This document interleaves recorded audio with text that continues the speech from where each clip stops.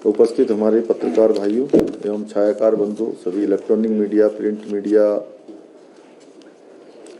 Digital media, social media समेत सभी आए हुए सभी बंधुओं का मैं देवभूमि उत्तराखंड से आया हूं। देवभूमि हिमाचल के लोकतंत्र के चौथे स्तंभ के सभी भाइयों को, सभी बहनों को मेरा नमस्कार। और आप सभी जानते हैं कि इस समय देश के अंदर लोकतंत्र का महायज्ञ चल रहा है और इस लोकतंत्र के महायज्ञ का 6 चरण पूरे हो चुके हैं। अंतिम 7वां चरण 1 जून को होना है और उसके आज प्रचार अभियान का आज अंतिम दिन है। आज प्रचार थम जाएगा। तो पूरे देश के अंदर अनेक स्थानों पर इस चुनाव प्रचार अभियान के दौरान मेरा जाना हुआ है। अनेक अनेक राज्यों पर अनेक अनेक रोड शो के माध्यम से, रैलियों के माध्यम से, जनसंवाद के माध्यम से पूरे देश में जाने के बाद मैं एक बात कह सकता हूं कि पूरे देश में जिस प्रकार का वातावरण है, पूरब, पश्चिम, उत्तर, दक्षिण, कश्मीर से लेकर कन्याकुमारी और अटक से लेकर कटक तक संपूर्ण देश के अंदर, थोड़ा माइक से नजदीक कर लो, कम आ रही है क्या?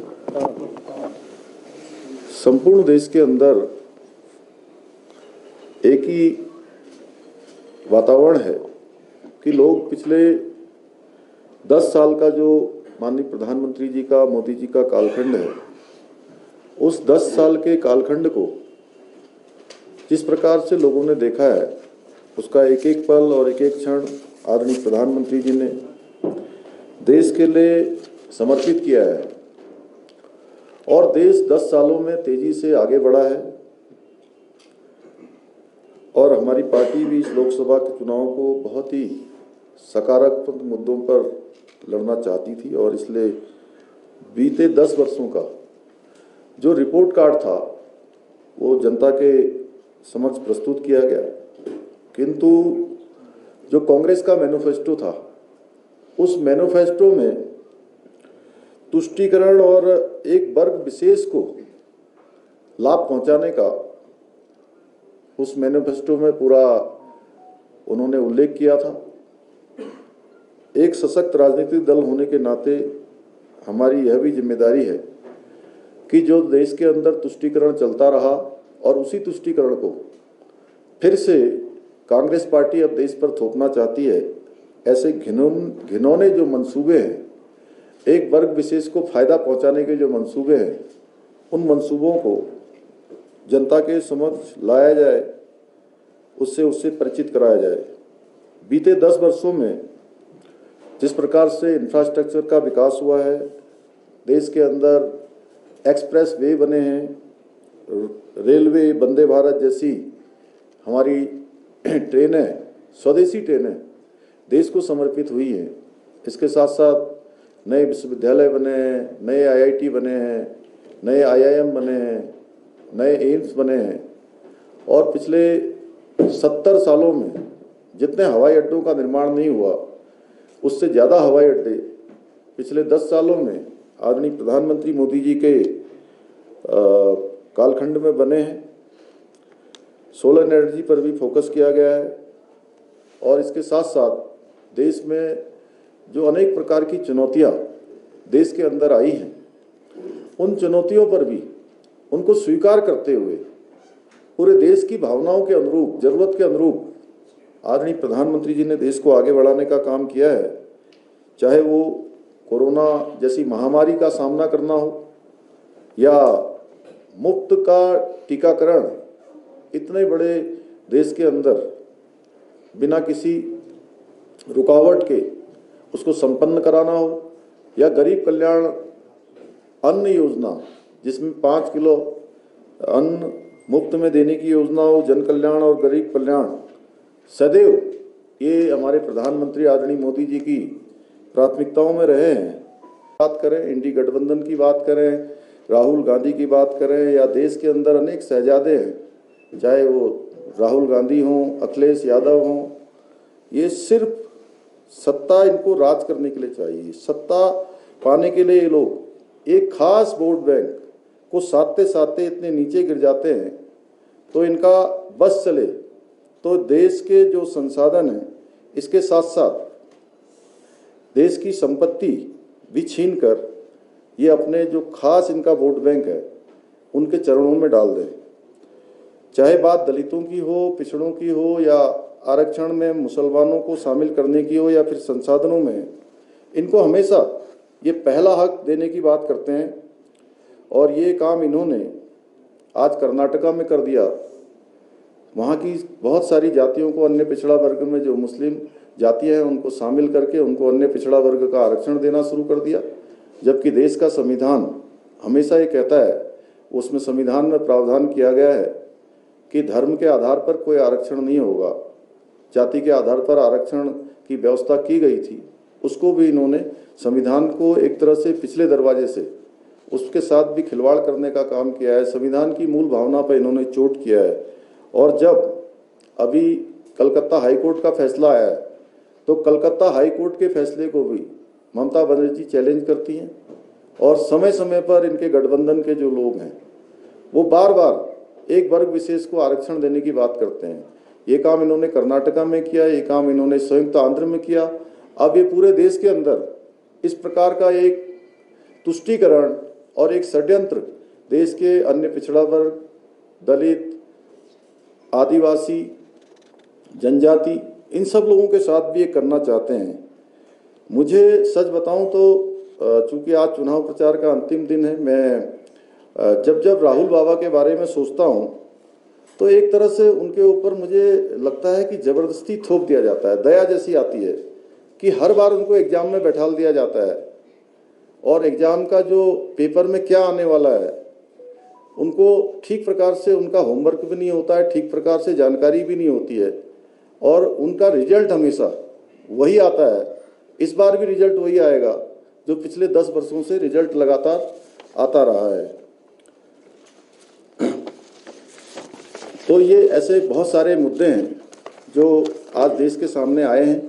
कई बार लोग कहते हैं कि साहब जो है अब ये चुनाव किसी उस पर चला गया है, विशेष मुद्दों पर चला गया है, या ध्रुवीकरण पर चला गया है। तो इसमें यही बात है कि जब देश के अंदर सुशासन हुआ है, 10 सालों में देश के अंदर ऐसे ऐसे फैसले लिए गए हैं जो फैसले वास्तव में देश की आज़ादी के बाद से लेकर आज तक लोग उसकी प्रतीक्षा करते थे। चाहे देश में धारा 370 का समापन हो, सीएए का कानून देश के अंदर लागू किया गया हो, या सर्जिकल स्ट्राइक की गई हो, या भगवान राम का भव्य मंदिर बनाकर उसकी प्राण प्रतिष्ठा की गई हो, ऐसे अनेकों काम देश के अंदर ऐतिहासिक निर्णय के रूप में लिए गए। वहीं गरीब कल्याण और सुशासन के क्षेत्र में अनेक काम हुए, अनेक योजनाएं गरीबों को जीवन को आगे लाने के लिए की गई। इंफ्रास्ट्रक्चर के क्षेत्र में काम हुआ। हर क्षेत्र में आज भारत आगे बढ़ा है। पूरी दुनिया के अंदर भारत का मान सम्मान बढ़ा है। दुनिया आज भारत को एक विश्वास की नज़र से देख रही है। एक आस्था भारत पर लोगों की बढ़ी है। कोरोना महामारी में जिस प्रकार से कोरोना की वैक्सीन संपूर्ण दुनिया को देने का काम भारत की सरकार ने किया है, वो वास्तव में जो हमारी संस्कृति रही है वसुधैव कुटुंबकम की, उसको मजबूत करने का काम किया है। तो आज मैं देख रहा हूँ देश के अंदर जो हम लोगों ने शुरू से संकल्प लिया था 400 पार का, वो 400 पार का हमारा संकल्प बिल्कुल 400 पार जा रहा है। मैं हिमाचल में कल से हूँ। हिमाचल में मैं देख रहा हूँ कि यहाँ पर 4 की 4 सीटें हर बार यहाँ के हिमाचल वासियों ने, देवभूमि के लोगों ने मोदी जी को प्रधानमंत्री बनाने के लिए हमेशा यहाँ से दी हैं। 6 विधानसभा के उपचुनाव हो रहे हैं। क्योंकि यह भी पूरे देश के अंदर जाने के बाद मैं कह सकता हूँ जहाँ जहाँ भी डबल इंजन की सरकारें हैं वहाँ विकास तेज गति से आगे बढ़ा है। देवभूमि हिमाचल हो, देवभूमि उत्तराखंड हो, ऐसे राज्य आदरणीय प्रधानमंत्री मोदी जी के हृदय में बसते हैं। हिमाचल के लिए उनके प्रधानमंत्री बनने के बाद अनेक योजनाएं आई हैं, और जो हिमाचल की सरकार है जिसको बहुत आशा और अपेक्षाओं के साथ यहाँ के लोगों ने सत्ता सौंपी थी, उन्होंने जो वायदे महिलाओं के लिए किए थे, नौजवानों के लिए किए थे, यहाँ की आम जनता और सामान्य जनता के लिए किए थे, उन वायदों पर वो खरे नहीं उतरे। कोई भी काम उन्होंने पूरे नहीं किए हैं। और ये केवल हिमाचल में ही नहीं हो रहा है, जहाँ कांग्रेस की सरकार बनी है वहाँ बहुत जल्द लोगों में उनके प्रति एक आक्रोश तेजी से पनपा है। मैं तेलंगाना गया था, वहाँ भी कुछ समय पहले ही सरकार बनी है, लेकिन वहाँ भी इसी प्रकार के वायदे करके ये लोग सरकार में आए थे, लेकिन आज वहाँ भी वायदे पूरे नहीं हो रहे हैं, यहाँ भी पूरे नहीं हो रहे हैं। इसलिए मोदी जी को तीसरी बार प्रधानमंत्री बनाने के लिए हिमाचल के लोग अपना मत देंगे, अपना समर्थन देंगे और प्रचंड बहुमत से चारों लोकसभा सीटों को जिताएंगे। 6 जो उपचुनाव हो रहे हैं उन उपचुनावों में भी विधानसभा के भारतीय जनता पार्टी बड़े अंतर से जीतेगी। महिला सशक्तिकरण के दशक के रूप में भी याद करेगा। ये इतिहास में अंकित हो गया कि देश की आज़ादी के बाद आदरणीय प्रधानमंत्री मोदी जी ने जो देश को प्रतीक्षा थी, महिला सशक्तिकरण के क्षेत्र में महिलाओं को 33% का आरक्षण, नारी शक्ति बंधन विधेयक देश में आज पास हो गया है। प्रधानमंत्री आवास योजना के अंतर्गत घरों की चाबी सौंपना हो या इज्जत घर बनाने हो या जल जीवन मिशन में हर घर को पानी पहुंचाना हो, उज्ज्वला गैस के फ्री सिलेंडर हो, ऐसी अनेक योजनाएं, लखपति दीदी योजना हो, ड्रोन दीदी योजना हो, महिला स्वयं सहायता समूह को देश के अंदर सशक्तिकरण करना हो और प्रति व्यक्ति आयु बीते 10 वर्षों में लगभग डबल हो गई है। कोरोना महामारी का दंश झेलने के बावजूद भी महंगाई की दर नियंत्रण में रही है। अर्थव्यवस्था की विकास दर दुनिया में सबसे तेज भारत में हुई है। वैश्विक मंचों पर भारत की जो स्थिति है वो मजबूत हुई है। आप सब चूंकि लोकतंत्र के चौथे स्तंभ हैं, आप सब भली भांति जानते हैं, एक दौर वह भी था 2014 से पहले का, जब भारत विश्व के मंचों पर अपनी बात भी नहीं कह पाता था, अपने हितों को भी नहीं मनवा पाता था और हमारी ऐसी पहचान बन गई थी कि हम दब्बू भारत हैं, पिछलग्गू भारत हैं और घपले घोटालों के देश के रूप में हमारी पहचान हो गई थी।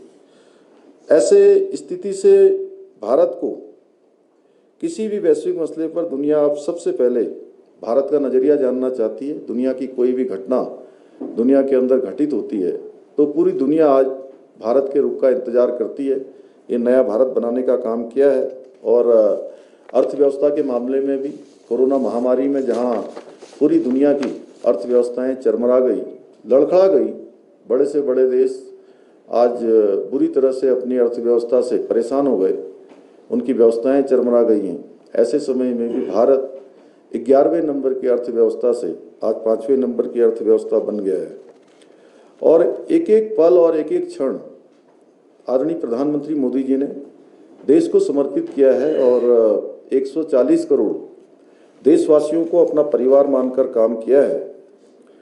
और ये जहां एक तरफ पूरे समर्पित भाव से प्रधानमंत्री जी, भारतीय जनता पार्टी, एनडीए काम कर रही है, वहीं ये भारत के लोकतंत्र का दुर्भाग्य है कि आज जो विपक्ष है वो सतही विपक्ष मिला है, नकारा है।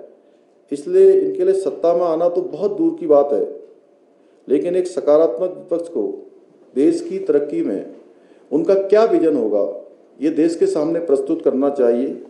आजकल आप देख रहे होंगे राहुल गांधी और उनके सहयोगी जो गठबंधन के लोग हैं वो बार बार खटाखट की रट लगाते रहते हैं।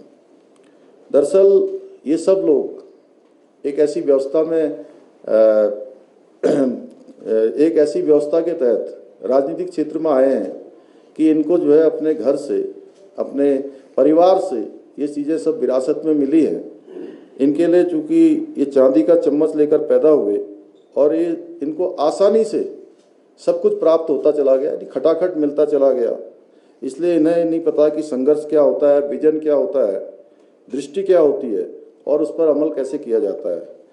मोदी जी के लिए हमेशा सेवा, कर्तव्य और गरीब कल्याण की यही बातें हमेशा से उनकी प्राथमिकता रही है। इसके ठीक अगर हम नहीं, उत्तराखंड में तेजी से विकास आगे बढ़ रहा है और पिछले 2 सालों में हमने जो इस तरफ विशेष रूप से ध्यान दिया है, जीएसटी कलेक्शन भी हमारा बड़ा है। हमने अन्य संसाधन भी जो हमारा टूरिज्म का, हॉर्टिकल्चर का या इंफ्रास्ट्रक्चर का, इंडस्ट्री के क्षेत्र में, सभी क्षेत्रों में आज काफ़ी तेज़ी से हम लोगों की ग्रोथ हो रही है। और पिछले वर्ष हमने देहरादून में एक इन्वेस्टर ग्लोबल समिट का भी आयोजन किया था और लगभग 8,000 एकड़ ज़मीन हमने जो है लैंड बैंक के रूप में बनाई है, जिसमें पूरे देश दुनिया के आज उद्योग समूह के 50 से भी अधिक देशों के लोगों ने भाग लेकर उत्तराखंड में अपना निवेश और अपना उद्योग लगाने की ओर हमको प्रस्ताव दिए हैं, जिसमें से 82,000 करोड़ की जो ग्राउंडिंग है वो ग्राउंडिंग शुरू हो गई है और उस पर धरातल पर काम हो रहा है। इससे राज्य की आर्थिकी भी बढ़ेगी, राज्य का जो हमारा ग्रोथ रेट है वो भी बढ़ेगा। जीएसडीपी भी जो हमने आने वाले वर्षों में डबल करने का जो एक संकल्प लिया है, उस संकल्प भी हमारा आगे बढ़ेगा। अभी जी एक हिमाचल प्रदेश में एक इशू आजकल जो है कांग्रेस ने काफी बनाया है कि ये उत्तराखंड का भी नाम आ रहा बार कि आपदा में अनदेखी हुई हिमाचल की, उत्तराखंड के लिए पैकेज दिया, हिमाचल को नहीं दिया। और ये इसमें आप कैसे देखते हैं इसको? देखिए, ये जो हिमाचल हो या उत्तराखंड हो या देश के अन्य जो भी हमारे ऐसे हिमालयी राज्य हैं, उन राज्यों के बारे में मोदी जी के बनने के बाद हर दृष्टि से उनका ज़्यादा ध्यान दिया गया है। और ये केवल राजनीति के लिए इस प्रकार की बातें जो हो रही हैं वो हिमाचल का जनमानस जानता है। और आदरणीय प्रधानमंत्री मोदी जी की जो कार्यशैली है वो कभी भी पक्षपात और भेदभाव की नहीं है, क्योंकि वो हमेशा सबका साथ, सबका विकास और सबका विश्वास इस तर्ज पर काम करते आए हैं। और इसका उदाहरण उनकी सभी योजनाएं भी हैं। देश का एक समेकित रूप से विकास हो उनका रहा है।